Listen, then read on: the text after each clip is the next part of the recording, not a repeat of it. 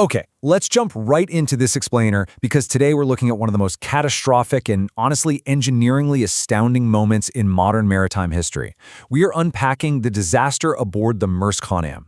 Now, this isn't just your standard ship fire. We're talking about a cinematic, high-stakes fight for survival. Picture a vessel the size of a skyscraper, sailing through the Arabian Sea at sunset, suddenly battling an unstoppable chemical inferno.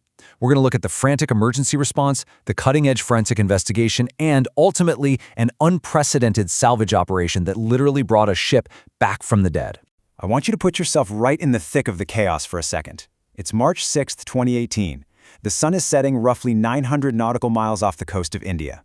The crew of the Honam is going about their routine when suddenly things go horribly wrong. Survivors later described this thick, white-colored smoke completely filling the air, carrying a violently strong bleach smell. Imagine being out in the middle of the ocean, suffocating, your skin burning from the irritation, and battling a creeping blindness in the pitch dark as you try to figure out what is happening to your ship. And just look at the massive scale of the blaze they were up against. The Maersk Honam wasn't some old rust bucket. She was a brand new, ultra-large container vessel. An absolute titan capable of carrying over 15,000 containers. The fire erupted deep in cargo hold number 3, right up in the forward section.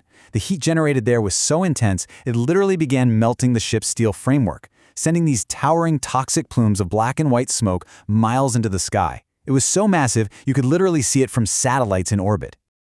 To really grasp how terrifying this was, we have to look at the sheer speed of the disaster. At 1945 local time, the first fire alarm trips. Just 5 minutes later, the master catches that heavy, unmistakable scent of chlorine. By 2035, we're in a full-blown emergency. The master orders multiple rounds of CO2 flooding into the hold, desperately trying to choke out the fire. But instead of dying down, the final CO2 discharge triggers massive explosions. A gigantic plume of smoke totally engulfs the bridge, completely cutting off visibility. By 22:15, with the ship's systems completely failing, the master makes the hardest call a captain can make: abandon ship. Section 1. Abandoning the Honam, a fight for survival. While the evacuation was being prepped, the crew on the port bridge wing was engaged in desperate boundary cooling efforts. This is incredible. They were physically holding fire hoses to create water curtains. They were literally using walls of water to shield their own bodies from the blinding, radiating heat and toxic smoke pouring out of the hold. And they held the line for as long as humanly possible, right up until the ship suffered a complete blackout, plunging the entire crew into total darkness with an inferno raging right next to them. And we really need to take a solemn moment to reflect on the tragic human cost here. Out of the 27 crew members on board, 23 were miraculously rescued from their lifeboats in the middle of the night by a nearby merchant vessel, the ALS Ceres. But tragically, 5 seafarers lost their lives to the inferno.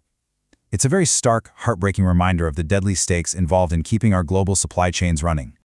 Section 2. The forensics, investigating the chemical blaze.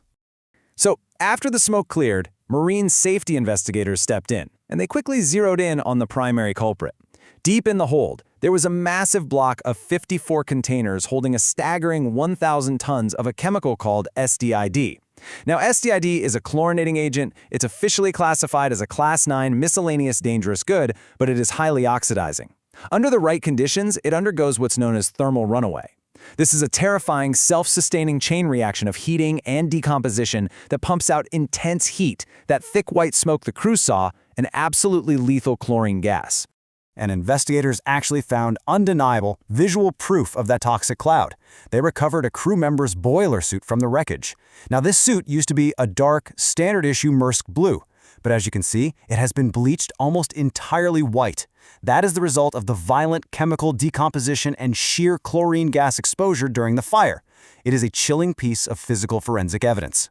Section 3. Engineering a miracle, severing the ship.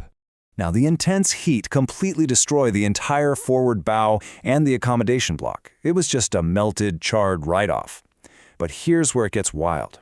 The rear of the ship, the stern, which houses the incredibly expensive main engines and propulsion machinery, was totally pristine.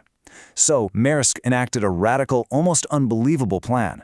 They brought out heavy machinery and literally cut this massive 353-meter-long ship cleanly in half just to save that perfectly sound stern section. Section 4. The Resurrection. From Dubai to South Korea. Okay, but how do you move half a ship across the world? Well, the 228.5 meters severed stern of the Honam was loaded onto the Singuangha.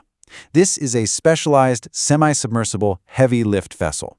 It literally sinks itself down into the water, lets the Honaman's colossal stern be floated right over its deck, and then pumps the water out to raise itself back up. It's basically a massive ship carrying half of another massive ship across the Indian Ocean. The whole reconstruction process was this monumental four-step logistical ballet. First, they scrapped the ruined, burned-out bow in Dubai. Second, they transported the saved stern via that heavy-lift vessel we just talked about. Third, they took it to Hyundai Heavy Industries in South Korea, the exact shipyard where the vessel was originally born, and they constructed an entirely new forward section and welded it to the old stern. Finally, in August 2019, the resurrected vessel re-entered global service, rechristened as the Maersk Halifax. Section 5. The Legacy, Revolutionizing Maritime Safety. So, what did the industry learn from all this? The entire paradigm of cargo safety shifted. Under the old policy, shipping lines stowed hazardous cargo strictly by its official IMDG class number. But the Honam proved that just wasn't safe enough anymore. I mean, Osda Dinser was only a class 9, yet it caused an unstoppable inferno. Because of this, Maersk developed a brand new proprietary policy called risk-based dangerous goods stowage. Now stowage is based on actual hazard triggers, like how a chemical will react to heat, water, or even other chemicals stowed nearby. Let's break down exactly how these rules changed to make sure this never happens again. Previously, oxidizing chemicals like STID could be stowed deep under deck, which is exactly where the Honam fire started. Now, absolutely banned from below deck.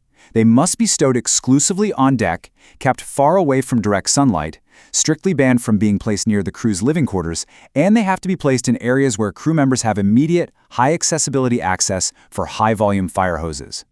But you know, it's not just about where the boxes are placed. It's about catching the fire before it even starts. The marine investigators outlined some really broad, highly tech-driven recommendations. They called for fail-safe sensor networks inside all cargo holds. We're talking sensors that monitor sudden temperature spikes, detect unexpected moisture, or literally sniff out trace emissions like chlorine gas. They even pushed for adopting machine learning algorithms to automatically screen cargo manifests for misdeclared chemicals, essentially taking the dangerous element of human error completely out of the equation. Which brings us to why this all matters to you and the broader world of global logistics. The ultimate takeaway from the Maersk Honam tragedy is that human intuition and even extraordinary, unbelievable human bravery are simply no longer enough to fight chemical fires at this massive scale. When you have a ship carrying 15,000 containers, you can't just rely on the crew with fire hoses. The technological system itself must be inherently defensive. And I want to leave you with this final provocative thought. Ships are only getting bigger, right? And global supply chains are getting infinitely more complex. The Maersk Honam taught the industry some brutal, unforgiving lessons. But as ultra-large container ships continue to grow in size, we have to ask ourselves, are our global supply chain safety systems evolving fast enough to catch the next misdeclared chemical threat before it ignites? Thank you so much for exploring this incredible incident with me today. Hopefully this gave you a clear, structured look into a disaster that quite literally reshaped the seas.